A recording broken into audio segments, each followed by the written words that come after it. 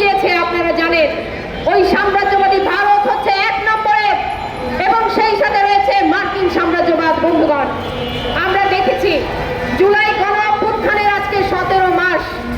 এই 17 মাস পরে যখন আমরা একটি গণতান্ত্রিক নির্বাচনের দিকে বাংলাদেশের জনগণের প্রত্যাশা, ঠিক সেই সময়ে জুলাই গণ অভ্যুত্থানের শক্তিগুলোকে একে একে তারা টার্গেট করছে, এবং এই গুপ্ত হয়ে থাকা নিষিদ্ধ আওয়ামী লীগের সন্ত্রাসীরা শীর্ষ সন্ত্রাসীদেরকে কিভাবে একের পর এক জামিন করে, যারা অ্যারেস্ট হয়েছিল তাদেরকে কিভাবে একের পর এক জামিনে তাদেরকে ছাড়াবার ব্যবস্থা করা হচ্ছে, সেটিও আপনারা অভূতপূর্বভাবে আপনারা লক্ষ্য করছেন। বন্ধুরা, আজকে আমরা জাতীয় প্রেস ক্লাবের সামনে এখানে সমাবেত হয়েছি শুধুমাত্র শরীফ ওসমান হাদির হত্যাকাণ্ডের বিচারের দাবিতেই নয়, সেই সাথে আপনারা জানেন সারা বাংলাদেশে একটা নৈরাজ্যিক পরিস্থিতি এইখানে চলমান রয়েছে।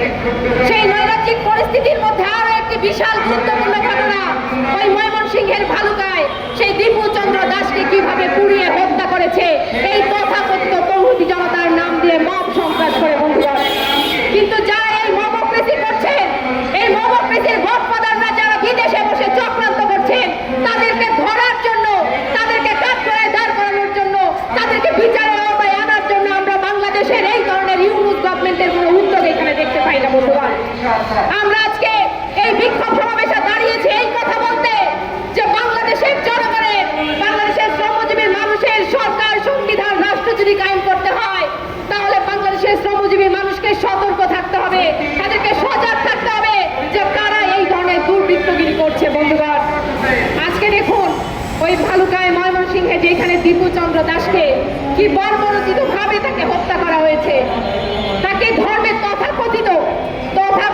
ধর্ম অবমাননার নাম দিয়ে তাকে প্রথমে পিটিয়ে হত্যা করা হয়, এবং তারপরে প্রকাশ্যে জনসমক্ষে তার অর্ধমৃত দেহটিকে গাছের সঙ্গে ঝুলিয়ে তারা সেখানে আগুন ধরিয়ে দেয়। কতটুকু বর্বরোচিত একটা সমাজ ব্যবস্থার মধ্যে আমরা বসবাস করছি।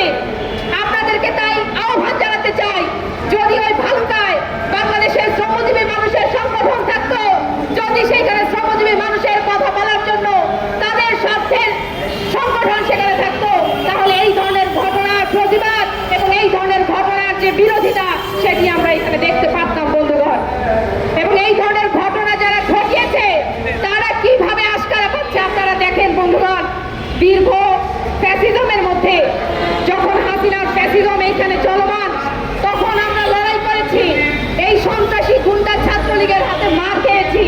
তখন তো আমরা দেখি নাই এই যে ধর্মের লেবাসদারীরা যারা এখন এই ধরনের নৈরাজ্যের সঙ্গে জড়িত, তাদেরকে এখানে জনগণের, শ্রমিক, কৃষক, মেহনতি মানুষের